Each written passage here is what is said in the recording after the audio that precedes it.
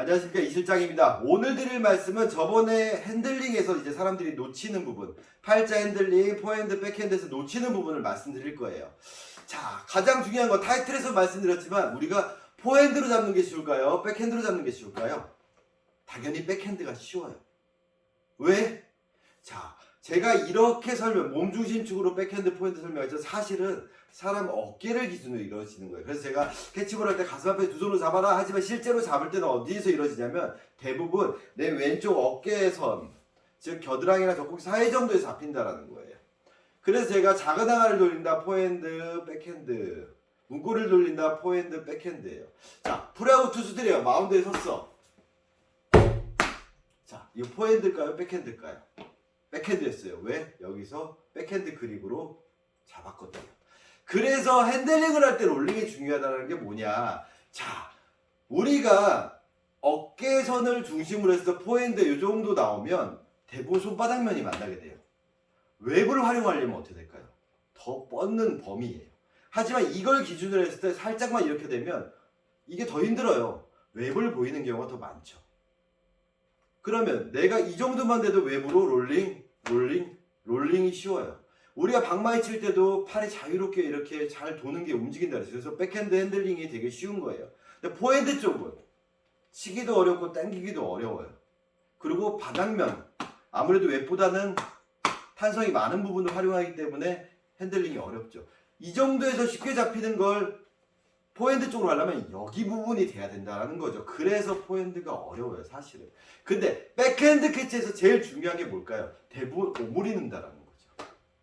오므릴 경우 동작이 끊어지게 되는 거죠. 그래서 캐치볼을 이어서 하는 동작을 할 때 핸들링 팔자가 자연스럽게 나오는 동작을 하려면 롤링이 들어가야 돼요. 그 롤링이 정말 중요한 게 백핸드 캐치에서 이루어진다는 거죠. 보시면 자, 제가 그랬죠. 열어 잠궈 뭐가 돈다? 팔뚝이 돈다. 자, 열어 잠궈 맞죠? 그럼 이거 이어서 해볼게요. 열어 잠궈 갖고 와. 자, 그래서 이쪽 타구가 왔을 때 우리가 공을 빨리 뺄 때 이렇게 당기기보다는 더 빨리 빼고 싶으면 어떠죠? 백으로 들어가요. 그래서 바로 빼서 던지는 이 동작이 더 편하게 느껴지시는 거죠. 이해가시나요? 그래서 백핸드에서 롤링이 중요하다는 거. 결국 이 롤링을 하는 이유는 뭐죠? 핸들링을 위해서. 땅볼을 잡아도 가슴,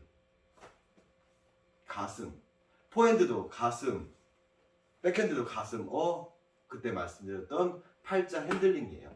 이 롤링을 할 때 또 이제 문제가 뭐냐면, 자, 원래 설명드릴 영상은 이거였어요. IP 셀렉트 05K. 자, 포그맨이 어때요? 되게 넓어요. 즉, 팜 사이즈가 넓은 거예요. 그럼 제가 오므려 볼게요. 안 물려. 오므려 볼게요. 이 정도예요. 그래도 잘 안 물려요. 그래서 이렇게 넓은 가다로 내가 백핸드로 잡으면 떨어져요. 이해가세요?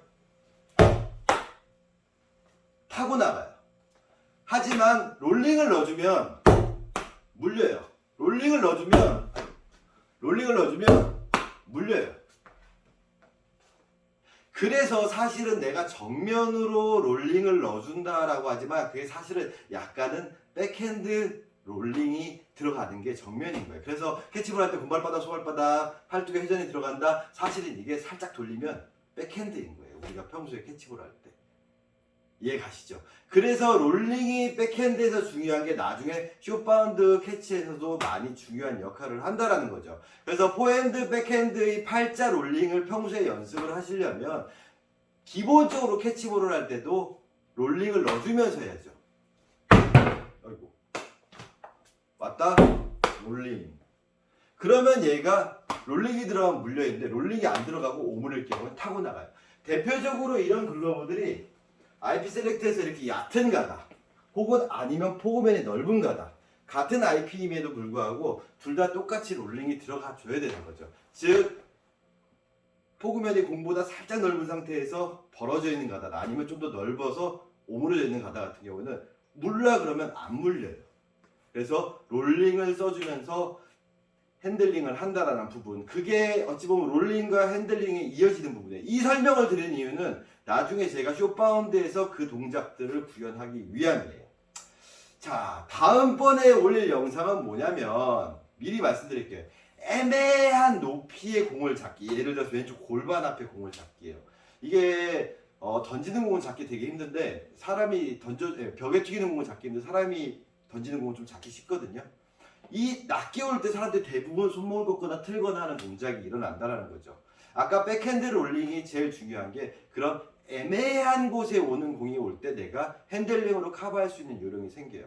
그게 이제 글러브의 구조에서 가장 중요한 역할을 하는 거고, 글러브 패턴마다 살짝씩 그 각도나 물어주는 정도, 눌러주는 각도가 다르다라는 걸 인지를 하시고 쓰면 많이 도움이 되실 겁니다.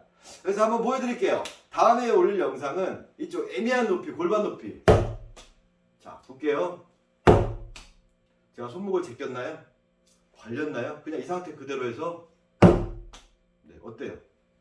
그냥 받았죠? 자, 이 말씀을 드릴 거예요. 여기까지 마스터가 되면 공 글러브를 가지고 뭐 열어서 한다든가 포핸드 그립에서 백핸드 그립으로 전환을 시킨다든가 아니면 포핸드 그립으로 전환시킨다든가 롤링으로 핸들링으로 갖고 온다라는 게 되게 많이 좋아지실 거예요. 그러면 글러브에 대한 이해도가 훨씬 높아지실 수 있을 겁니다. 쉽죠? 자, 포핸드가 쉽냐 백핸드가 쉽냐? 백핸드가 쉽다. 근데 우리가 평소 캐치볼 할 때는 약간은 백핸드 롤링이다. 기억해 주시기 바랍니다. 감사합니다.